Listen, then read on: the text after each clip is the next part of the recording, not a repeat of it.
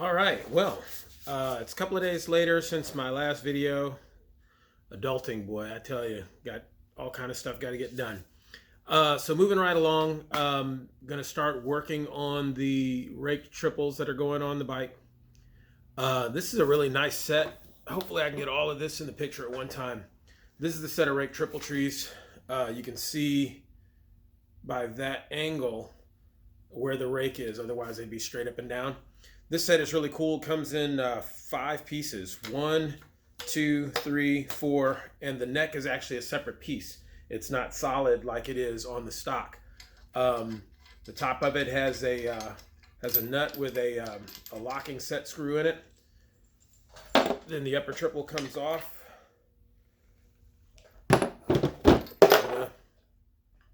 You have the lower triple, and the stem actually screws into the lower triple, which is interesting. Never seen anything like that before.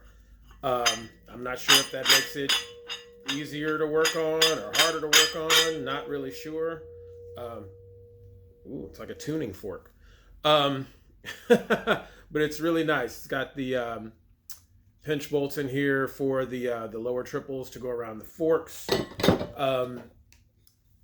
These 2 fork leg covers are actually held on with small set screws. They come off, and inside there, I'm not going to take it off right now. I'll show you that when I get ready to put them on. There's pieces about so long that thread into the upper triple and then thread into the top of the fork to make up for the rake. So what I'll have to do is actually take the fork caps off the forks, screw in the pieces that are in here, which are about yay long, into the top of the forks, and then these fork leg covers go over the top and again are held in place by set screws. But when I get to that point, you can probably see them inside there. When I get to that point, I'll show you that. That's not going to be for a little bit, because that is going to require me to take the fork caps off the forks. Man, and I hate to do that and do a dry fit on here if I haven't gotten the new springs and whatnot yet. So I'll see where we go with that. But what I'm going to do now is go ahead and drive the bearing onto the lower triple along with the dust cap. Put the bearing race in the neck of the bike, the lower and the upper, and put the triples on and check the fit of the triples on the bike prior to putting the forks on. So you saw in the previous episode me taking the bearing races out, and tip this back a little bit.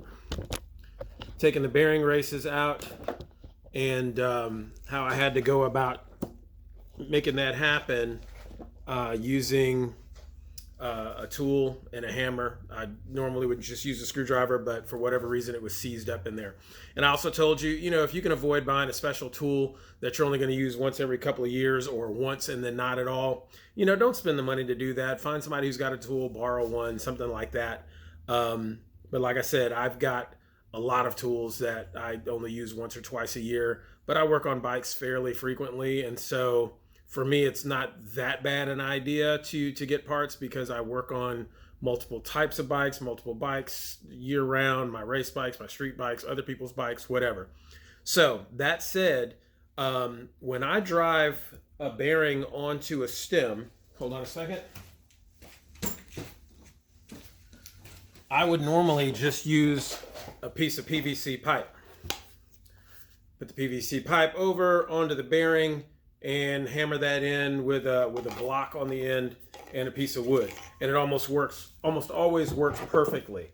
It just depends on the size of the bearing, whether or not your PVC that you have is the right diameter, because what you want to make sure is that when you drive that bearing on, you only want to hit the inner race of the bearing. You don't want to hit the bearing itself, the cage and the rollers. And while PVC almost always works for me, I have a tendency to work on steering stems that apparently are thinner than this. And so I went ahead and bought this tool from OTC. I'll put the link for it in the video. And this is a steering stem bearing driver. It comes with 3 different size collars for different size bearings and stems, and this is your driver. So for me, it is going to be this particular driver. I don't have the bearing out yet because it's staying cold. I just got out of the freezer. I'll put the bearing on here. This goes over the sleeve, and that the narrow part there sits on top of the inner bearing race. It'll probably rest about there once we get on because the bearing won't be that far on. Then I'll set this on. It will drop right into that pocket, and then I will drive it on with a hammer until the bearing fully seats at the bottom. So that's a steering stem bearing driver tool from OTC. And like I said, I will put a link somewhere down there in the video. So what I'm going to do now is I'm going to put a little bit of grease along. Actually, because this threads out, I'm going to put some anti-seize on these threads down here. Screw it back in, put a little bit of grease on the bottom of the steering stem. I will pack the bearings, put the dust cover on, and then drive that bearing on.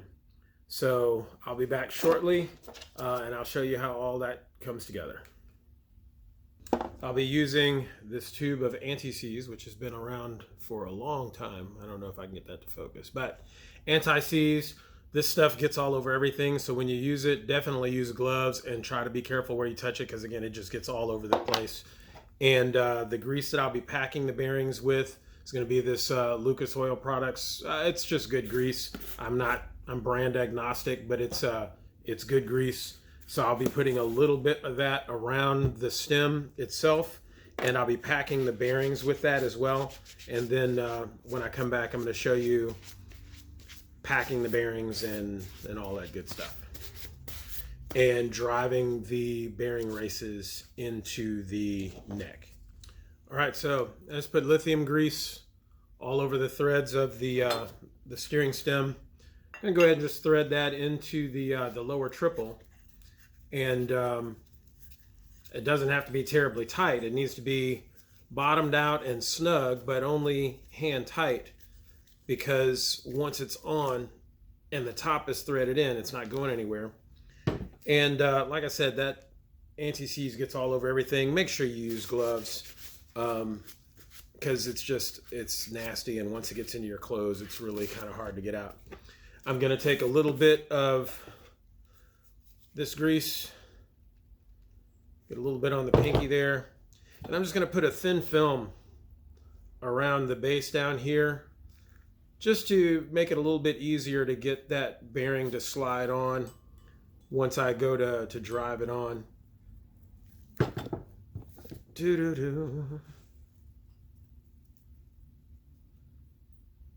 Little dab will do ya.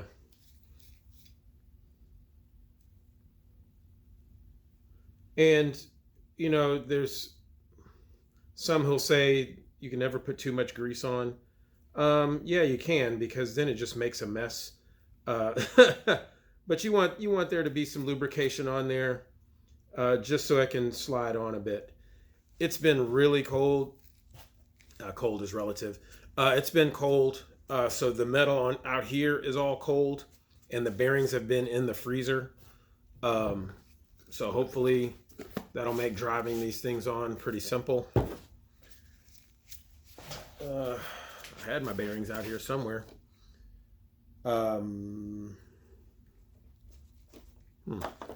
So here's the bearings, like I showed you last time. Quad Boss, but they are actually all balls bearings.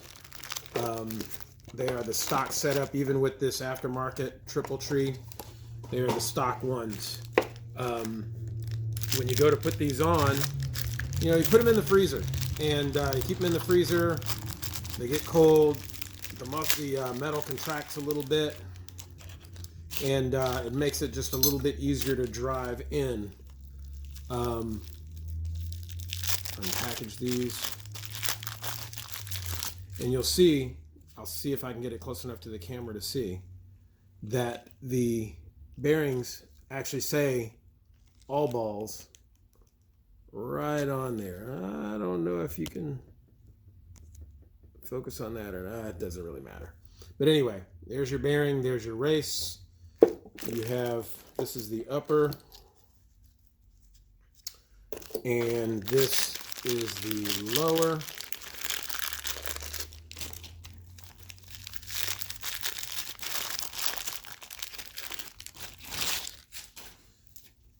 And what I will do is pack this one full of grease, put the dust cover on, and drive it down onto the stem like so. And then I will take my bearing race driver and drive this into the lower opening of the neck to seat that. All right, I'm going to get ready to pack these bearings. So there's multiple ways you can pack bearings. You really just want to make sure that you have grease in and out of all of the openings, all around all the rollers, so that it rolls nice and smoothly with lots of lubrication. I'm not using tube grease. I'm going to be pulling out of the jar. So the way I'm going to do it is to take a little bit of grease and just go all around the outside of the rollers like so. That's just the start. Now what I'm going to do is put some of that grease in my glove, and what I'm going to do is just drive the grease into the bearing like so. So any of you who want to repack your bearings, if you're taking the bearings out and not replacing them, this is what you want to do, is just put that grease in the palm of your hand and just drive that bearing through there. And you want grease all through the top of the bearing race, inside the bearing race, between the race and the cage where all the rollers are. And you want there to be grease on all those rollers all the way around. You can stick fingers in like that and roll the bearing in your palm, and what that's going to do is actually roll the bearings, roll the rollers within the cage, and make sure that you get grease all around the rollers. And you see now it's coming all out of the bearing race. You saw how much grease I started off with. Granted, there's quite a bit on my fingers, but there's a lot of grease in that bearing itself. So that is the upper bearing, and that upper bearing is now packed with grease. Put a little bit more on the outside. Excuse me, this is the lower. I apologize. I said that was the upper. So I'm going to do the same thing with the upper bearing now. Got a little grease on my finger, so I'm just going to put a little grease on the outside of the bearings with this residual I have left on the glove. Take a couple of fingers full. This one's too small to really get my fingers stuck in there really well, but I'm going to get my fingers in there, and I'm just going to roll the bearing through the grease in my palm and just drive that grease in there. You just want it to be completely filled. In this particular case, you can't put too much grease in here. It's only going to hold so much anyway. So once you get that thing absolutely just packed with grease and get all those rollers really well coated, and make sure that all that space between the bearing race, inner race, and the cage is just full of grease. There's just grease going to be coming out everywhere. That's a good thing, because you want this thing as well lubed as you can get it, so that everything moves freely. Get her turning on there.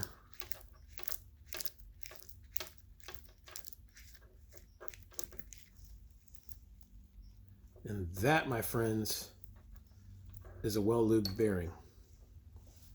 I'm going to take some of this grease and I'm going to put a thin film inside the areas of the neck, upper and lower, where the bearing race is going to seat. And since my hands are covered with grease, you're not really going to get to see that. So, stand by. All right, so I came over to the neck. As you can see, I put a thin film of grease around where that bearing race is going to go. And go ahead and put a nice thin film on the inside for the lower as well. Doesn't have to be too much, just enough to be assistive in lubricating the area. And to drive those bearing races in, this is just something I got from Harbor Freight Tools. It's a bearing race seal and driver set. Pretty simple, pretty self-explanatory, except for opening the box apparently. So you have all these different size bearing drivers or race drivers, and you just find the one that is the right size for the race. And I think that's just a hair large, so I'm going to go the next size down.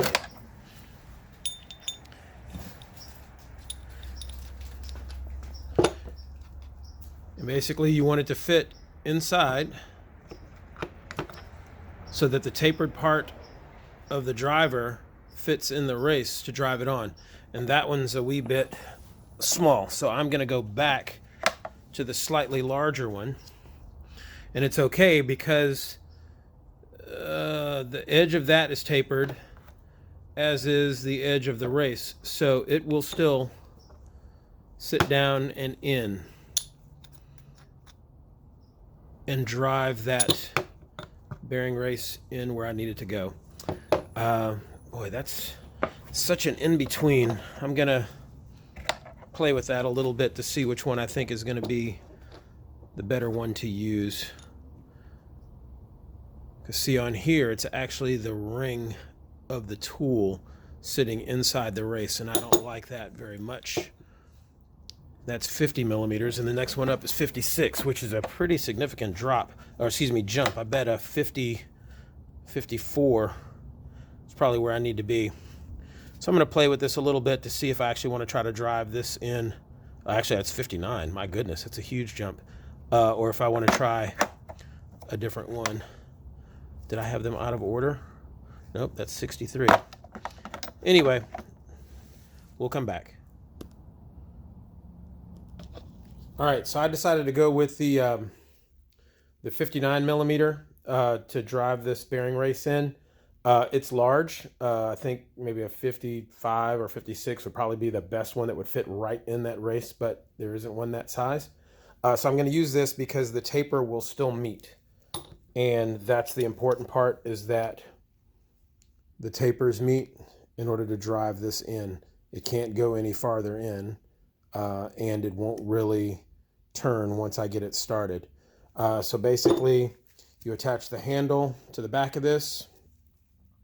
If I were doing the upper, you place the race where it needs to go, you take the driver, stick it in there, and then you hit the back with a hammer to drive it in. I will see if I can set this up to record while I drive it. All right, so I'm gonna put just a little bit of grease around the outside edge of this race. I'm probably gonna end up getting most of it off with my fingers before I ever get it to help slide into the neck. But just a little thin film to assist in getting it to drive in. I'm gonna use that 59 millimeter bearing race driver. I think a smaller one would be better, but the kit doesn't come with a smaller one or an in-between size. But because the two edges are beveled, it should drive in okay. So basically you want to try to drive it in as square as you possibly can. I'm gonna do this or start this with a dead blow hammer and see if I can do it. Otherwise I might have to switch. Square that. Yep. Keeping the bloopers in, like I said.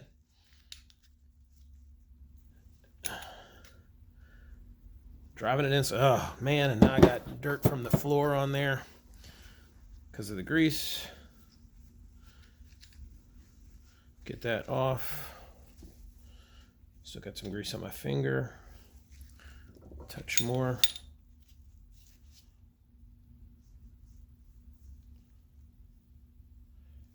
Ugh. This is the boring part, I know.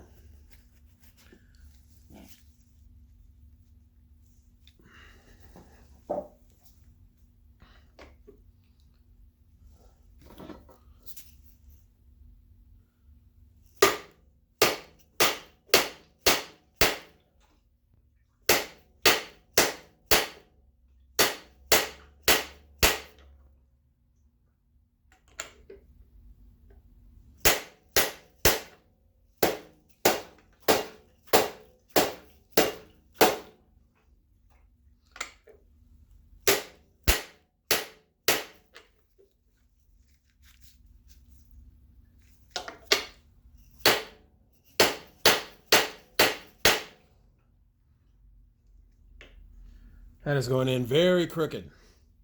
So, there's always a mishap. I'm going to drive this back out and try it again. All right, so it was being a little stubborn trying to get it in straight. So what I did is I flipped the driver over on the handle to drive it in to get it flush. Now it goes in and it actually will set in about 3/16 of an inch deep. So there'll be a lip there. So what I'm going to do now is go ahead and turn the driver over so that the beveled side is facing in, or the tapered side is facing in, and I can drive directly into the bearing race. And there'll be a different sound once it bottoms out. Let's see if we can hear it.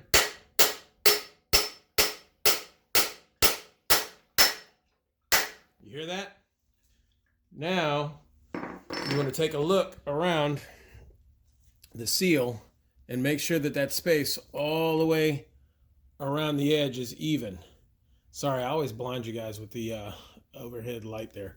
And that feels pretty well even all around. I'm gonna give it just a couple of more quick whacks just to make sure that it's actually all the way in there, but I do believe it is.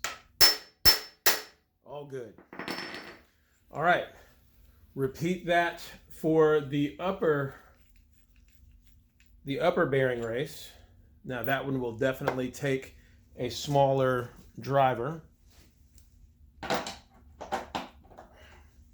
So I will pick up the upper race.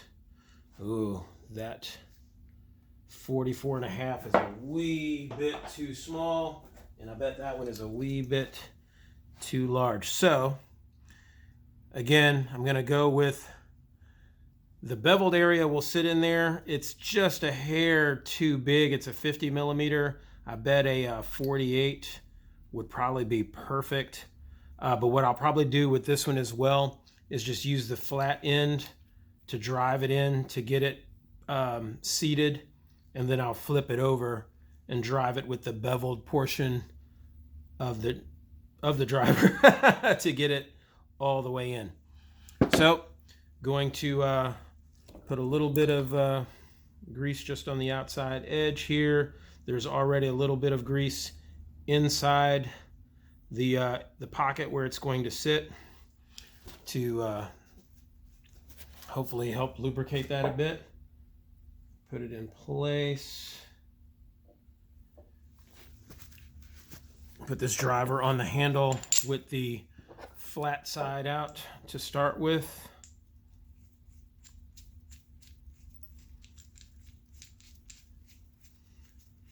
And come around to the other side and try to drive it in without too many mishaps here. So I'm trying to get it to go in flush.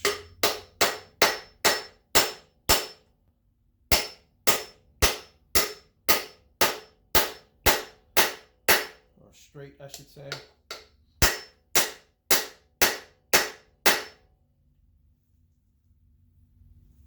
Going in pretty straight.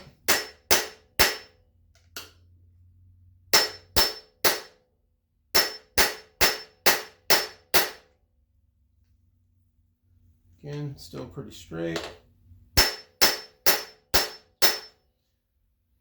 Now this is almost flush with the top, and the lip on the top is not as big as the lip on the bottom. So when it seats, it'll seat pretty quickly. So I'm just going to go ahead and flip this bearing driver back over so that the beveled side is now facing out, and I can drive into the race in the beveled side of the race.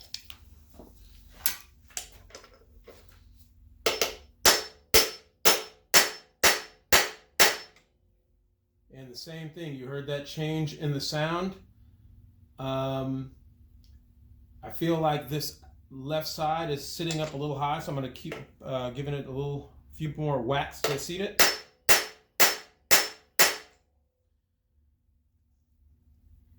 And feeling around the inside and the top edge. That feels like it is seated almost perfect. There we go.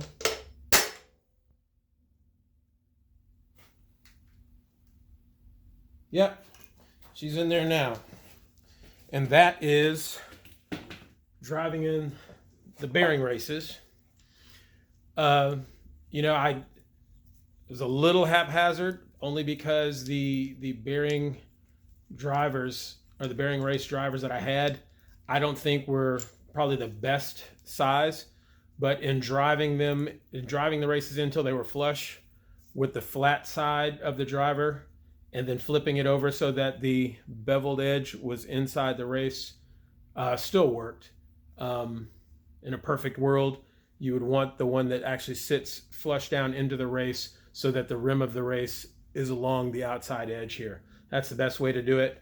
But sometimes you got to make lemonade out of lemons, right? All right, next up is going to be driving that bearing onto the steering stem. So my goal here is to drive the lower bearing onto the steering stem. So you can see I've got a little lubrication around the bottom of the stem. I'm going to put the dust seal on. Make sure that you have the dust seal facing up. Then you're going to put your bearing on. Make sure you have the tapered edge or the tapered side up. And you see where it hits this portion where it gets a little fat. So I've got lubrication on the stem itself. I've got lubrication on the inside of the bearing. With any luck, that'll help it to slide on. Oh, well, look at that. That just slid right on. Now I wonder if that's a combination of the fact that this thing has been in the freezer for several days and it's been super cold out here, but wow, I didn't have to do any work with that at all. So I'm not sure if that's a blooper or if that's just a thumbs up.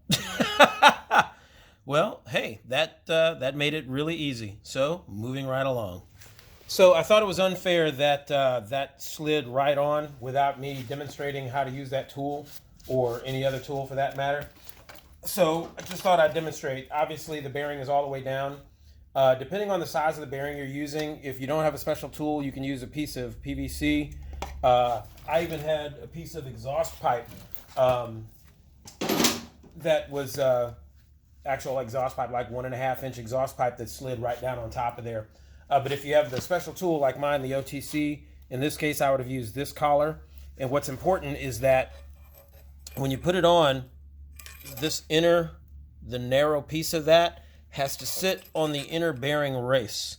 You don't want it to hit the outside lip of the bearing at all, only on the bearing race inside to drive it in. And then once you have that in place, you get the rest of the tool. It sits right on top, and then you drive that with a hammer to drive it down. Now, I don't know if it was just luck or what, that it slid right on, or if it's just a testament to how good I am. Ha! But that's how a steering stem bearing driver tool would be used. So I just thought it would be fair for me to show you that, even though it didn't require me to do it. So now on to putting this triple tree into the Now, typically this wouldn't require a lot of explanation. It's going to be different with my particular triple tree, because with a stock triple tree, you would simply place this up through the neck. You would put your upper bearing on, your dust seal on, and then thread down the spanner collars and tighten them down slightly. On mine, the spanner collars don't go there. I actually put the upper triple directly onto this and lock it down.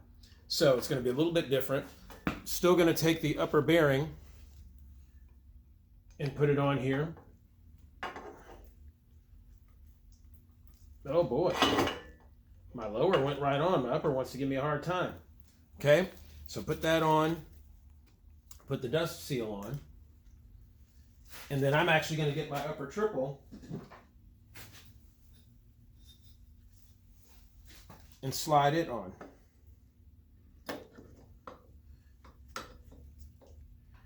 And for me, it doesn't lock into place just yet. I actually have this bolt that goes in, goes directly into the top of the stem.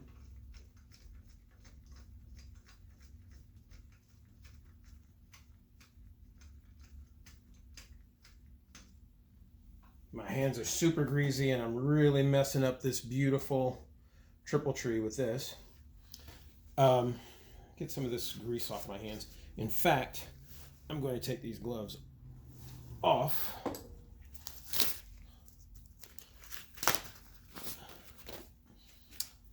Get a paper towel.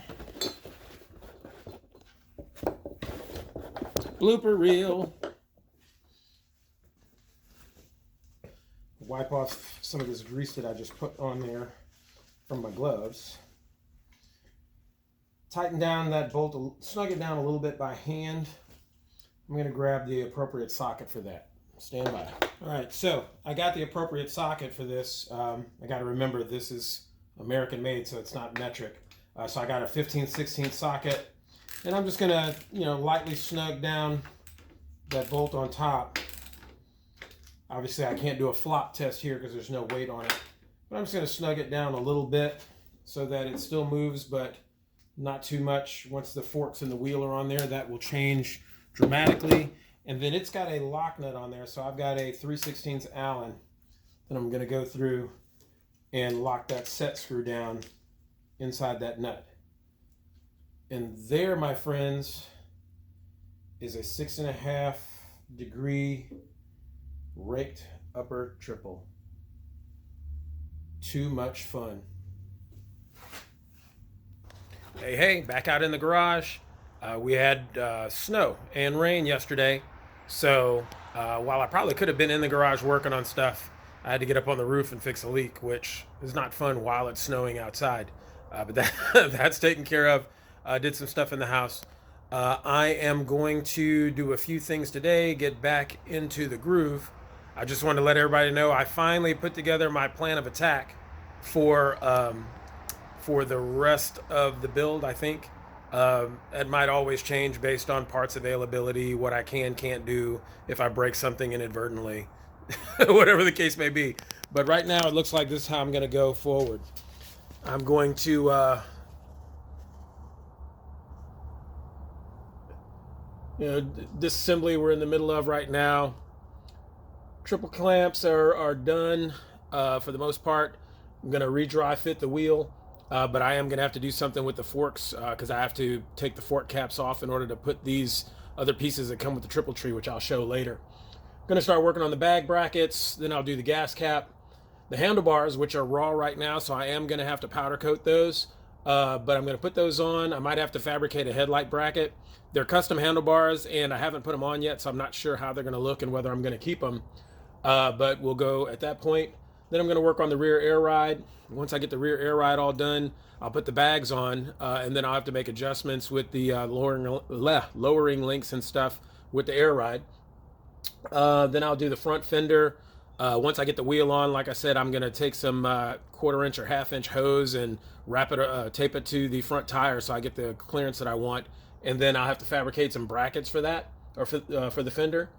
Then I'll change the front brake. I'm going with a 13-inch front rotor on the left side, and I've got an HHI brake caliper that I'm going to use. And so I have to make sure that I can mount that up.